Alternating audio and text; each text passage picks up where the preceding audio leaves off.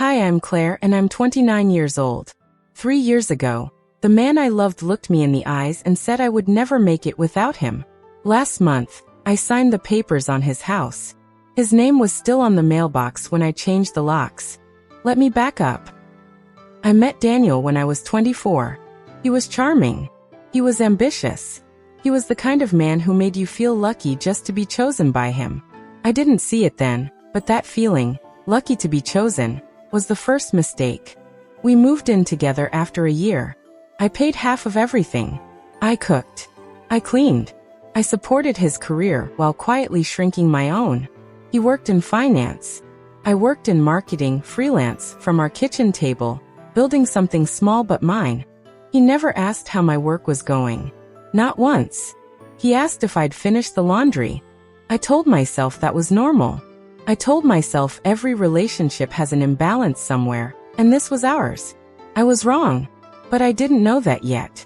Not for another 4 years. Looking back, there were signs everywhere, small ones. The kind you explain away because you love someone and love makes you generous with your excuses. He'd introduce his friends' girlfriends by their job titles. Doctor, lawyer, consultant. He introduced me by my first name only, like a footnote. I noticed. I filed it under, he's just nervous or he forgot. Anything other than the truth, which was that he genuinely didn't think what I did counted as real work. I used to write his cover letters. I used to proofread his emails to senior partners, quietly fixing the grammar mistakes that would have embarrassed him. I told myself that was what partners did for each other. I didn't notice for years that it only ever flowed one direction. There was a Christmas, our second one together, where his mother asked me, in front of the whole table, when I was going to get a proper job. Daniel laughed. He didn't correct her. He didn't even glance my way to see if I was okay. I sat there smiling with a fork in my hand, and something in me quietly took note. I wouldn't understand the significance of that moment until years later, but a part of me never forgot it. I want you to remember that Christmas dinner, because it comes back later in this story, in a way you won't expect. Here's the thing about a slow erosion. You don't feel the ground disappearing under you until you're already falling. By year 3, Daniel was making real money. Promotions, bonuses, a car he didn't need. And with every dollar he made, his opinion of me got smaller. He started calling my freelance work a hobby. He started introducing me at parties as my girlfriend. She does some marketing stuff. Not a business owner. Not an entrepreneur. Some marketing stuff. I laughed it off in front of people. I cried about it alone in the bathroom. Stay with me, because the night everything changed started like any other Tuesday. I remember exactly what I was wearing. Gray sweatpants. His old college hoodie. I remember because I just closed a contract with a client, my biggest one yet, and I wanted to tell him. I wanted, for once, for him to be proud of me. He was on the couch, scrolling his phone, half watching a game. I sat down next to him and told him the number. The dollar amount. It was more than he made in 2 months. He didn't even look up. He said, "That's cute, babe. But you know that's not sustainable, right? You need a real job eventually. A real career. You can't build a life on clients who ghost you every other month." I felt my chest go cold. I asked him what he meant by a real life. He put his phone down then. He looked at me, really looked at me, like he was about to do me a favor by being honest. He said, "Look, I love you, but let's be real. Without me, you'd still be living in that studio apartment eating instant noodles. You'd never make it on your own. You need me more than you think you do." I want you to sit with that sentence for a second, because I did. For a long time. You'd never make it on your own. 6 words. Spoken so casually, like he was commenting on the weather. I didn't cry that night. I want to be clear about that, because most videos like this tell you the woman broke down sobbing. I didn't. Something colder happened. Something quieter. A door closed inside me, and on the other side of that door, a plan started forming, though I didn't know it yet.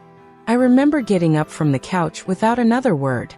I remember washing the dishes that were already clean, just to have something to do with my hands. I remember standing at the kitchen sink, looking out at nothing, and asking myself a single question.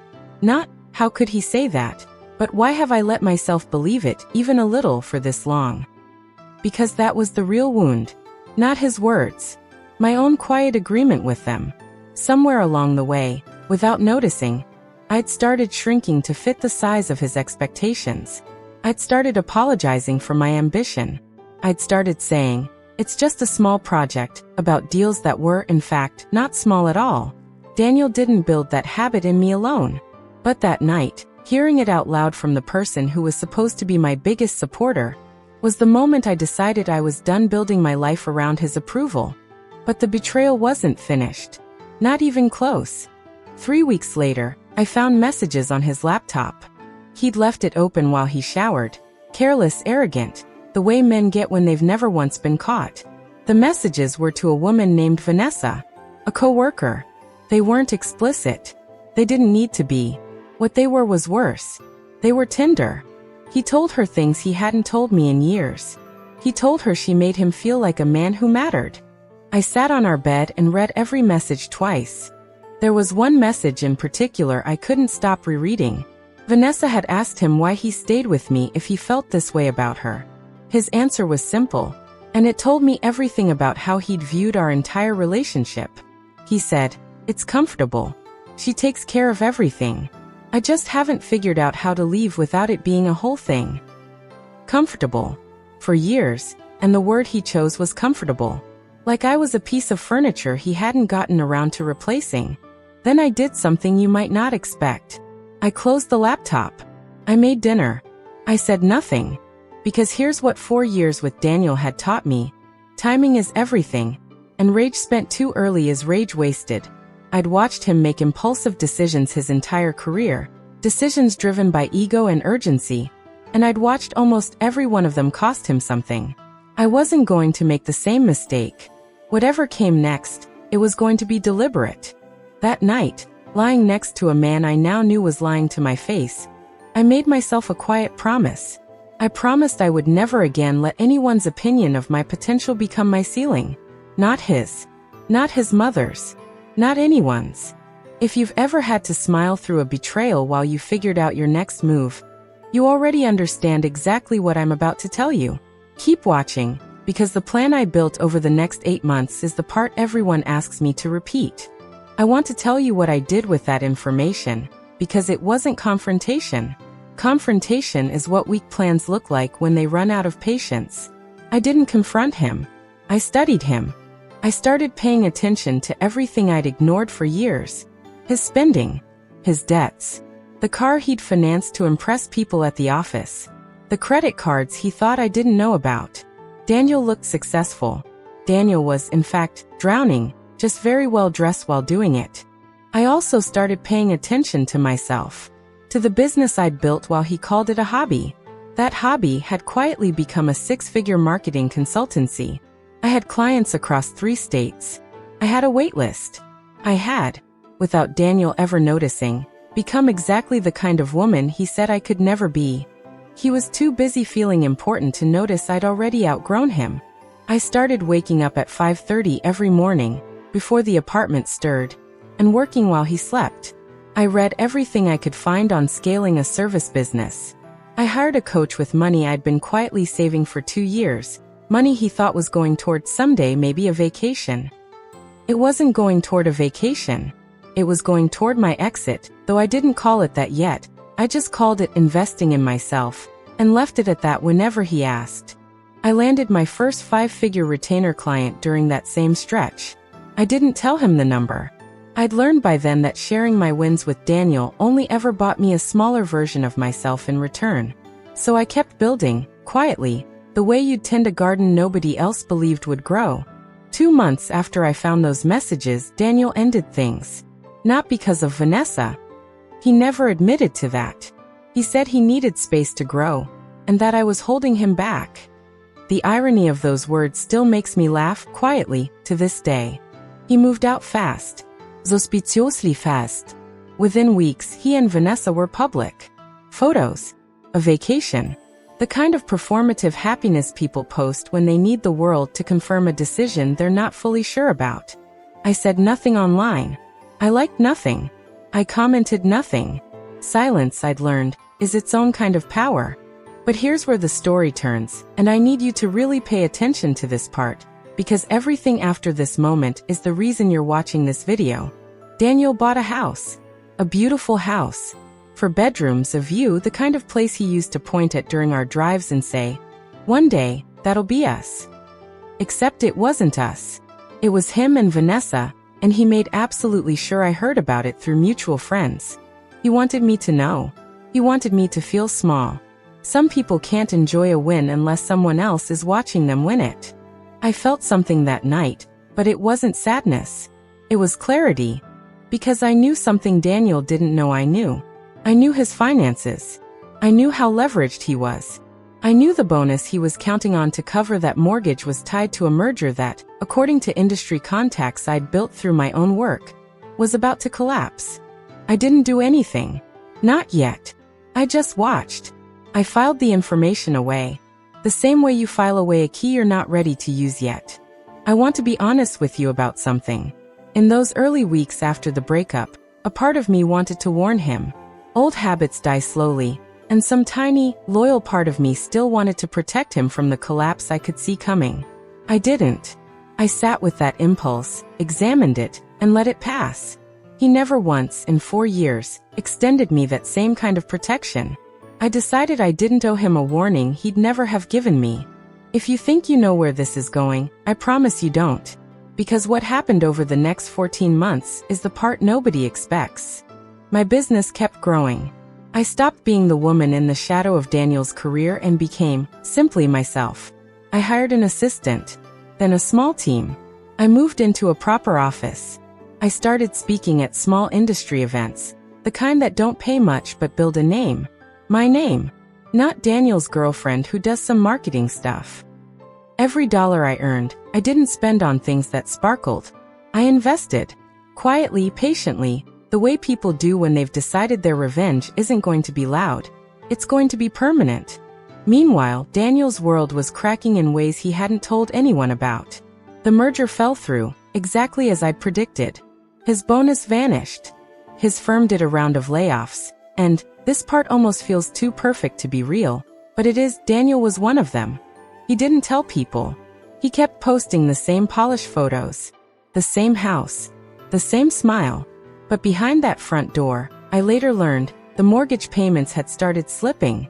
Stay with me, because this is the part where the story stops being about him and starts being about what I built.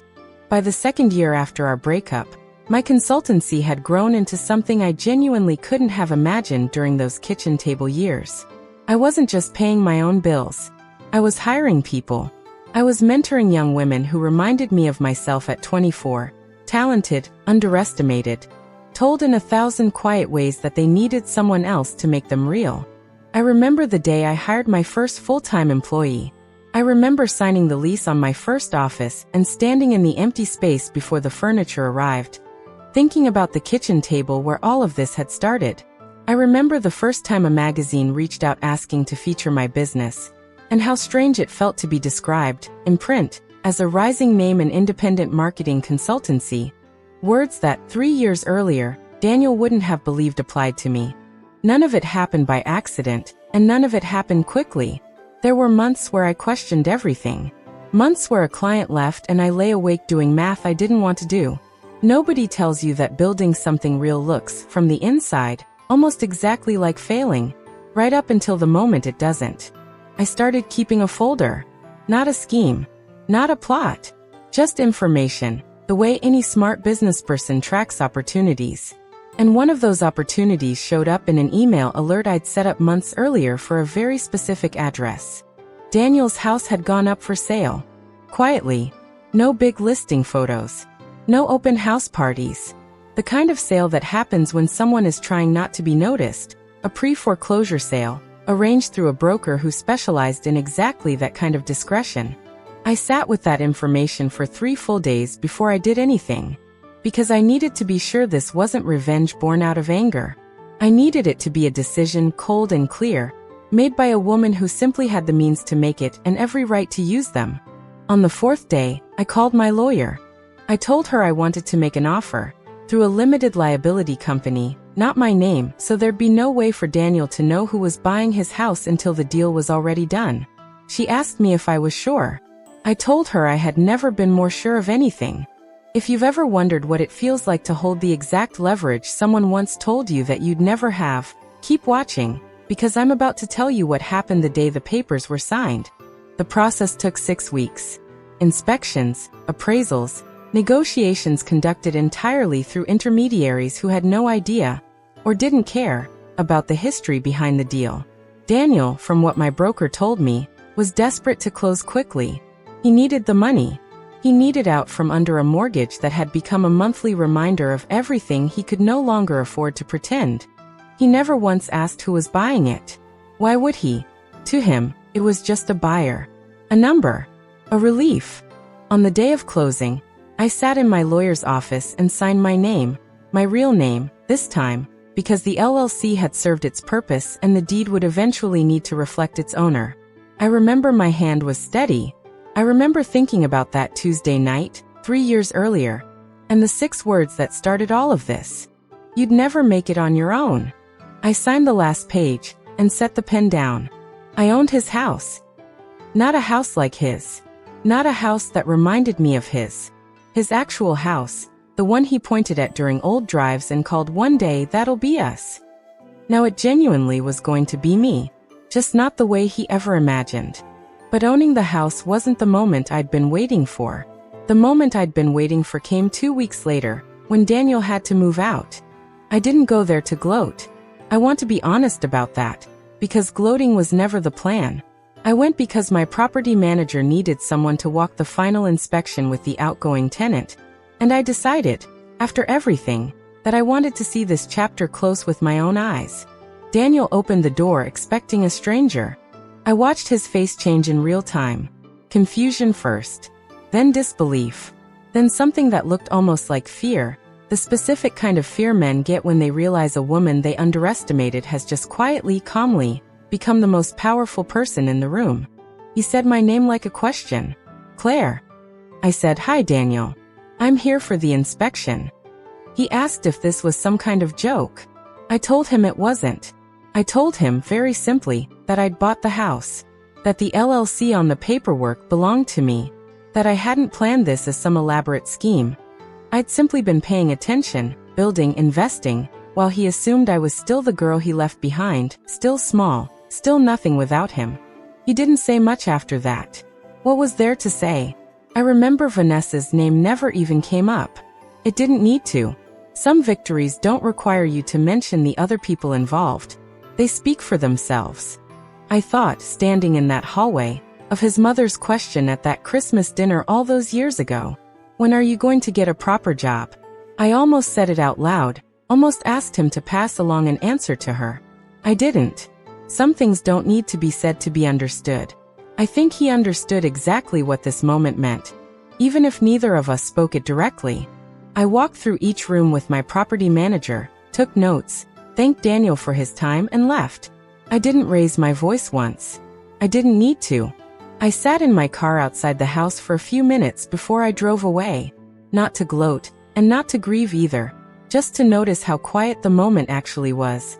I'd spent months imagining this scene in my head, and in every version I'd pictured, I felt triumphant, almost electric. The reality was calmer than that. It felt less like a victory lap, and more like a door quietly closing on a chapter one no longer needed. That, I think, is what real closure actually feels like. Not fireworks. Just peace. If you're still here, I need you to understand the real ending of this story, because it's not the house. The house is just the proof. The real ending is everything I built to make owning that house possible in the first place. In the months after, word got around, the way it always does. Mutual friends. Old co-workers. People who once believed Daniel's version of me. The version where I was lucky he ever looked my way. They started seeing a different picture. A woman with a thriving business. A woman who owned property. A woman who had, in every measurable way, made it. Without him, and in fact, in spite of him. Daniel, from what I've heard, moved into a rental. Smaller. No view. He and Vanessa didn't last much longer after that. I'm told the pressure of financial collapse has a way of revealing who someone really is underneath the performance. I don't know if that's true. I don't check anymore. I stopped needing to know a long time ago, because his story isn't my story anymore. It never really was. Some people hearing this story ask me if I feel guilty. I understand why they ask. It's a strange thing. Owning the walls that once belonged to the man who told you that you'd amount to nothing. But I don't feel guilty, because I never took anything from Daniel that wasn't already his to lose. I didn't sabotage his career. I didn't leak his failed merger to anyone. I didn't even tell Vanessa what I knew about those messages. I simply built a life so solid, so entirely my own, that when his collapsed, mine was the one standing close enough to catch the pieces. There's a version of this story where I spent those 3 years plotting, obsessing, living for the moment I could hand him his own humiliation. That's not what happened, and I think that's the actual lesson, if there is one. I didn't build a business to get back at him. I built it because I was tired of being small. The house was never the goal. It was just the proof that arrived almost as a footnote, once the real work was already done. I think about the version of me sitting on that bed, rereading Vanessa's messages, telling herself to stay calm, to wait, to build instead of burn. I'm proud of her. She didn't know that night how far she'd come in 3 years. I don't think any of us ever really know in the moment how much we're capable of surviving and building and becoming. I still think about that night sometimes. Gray sweatpants. His old hoodie. 6 words that were supposed to break something in me. You'd never make it on your own. He was right about one thing, actually. I didn't make it on my own. I made it in spite of him, which is a very different thing, and a far more satisfying one. Here's what I want you to take from this, if you take anything at all. When someone tells you who they think you are, small, dependent, incapable, you have 2 choices. You can believe them, or you can let their words become the exact fuel that builds the life they said you'd never have. I chose the second option. It took 3 years. It took patience I didn't know I had. It took building something real instead of chasing something loud. But it worked. If someone in your life has ever told you that you'd never make it without them, I want you to hear this clearly. You will. And when you do, you won't need to say a single word about it. Your life will say it for you. If this story meant something to you, tell me in the comments. I read every single one. Subscribe if you want more stories like this, because there are so many more women out there who turned quiet pain into quiet power, and I intend to tell every one of their stories. Thank you for listening. And remember, the best revenge was never about revenge at all. It was about becoming someone they never thought you could be.